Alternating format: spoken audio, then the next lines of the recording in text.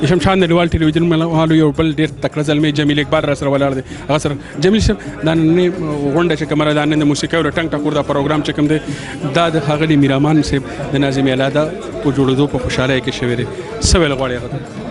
بالکل دا باچا خان به وي دا سوابای چې دی نو دا زما دویم کور دی پوه شوې. نو دا بیا هغه د باچا خان هغه چې کومه خبره وه د دویم کور هغه نو واقعي خبره ده چې دا ډېره غټه د خوشحالۍ خبره ده چې په سوابای باندې زمونږ پارټي دا نیشنل پارټي چې ډېره کمزورې شوې وه په دغه تېر الیکشنو کې، نو بیا هغه شی راتازه شو او ډېره زیاتره خوشحالۍ خبره ده چې باچا خان بابا څومره ناز کو په دې سوابای باندې.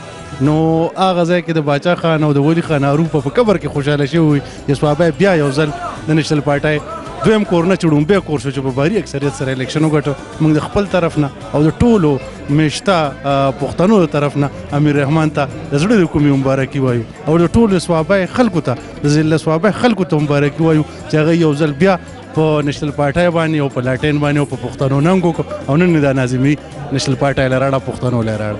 ډېره مننه. ستاسو هم ډېره مننه.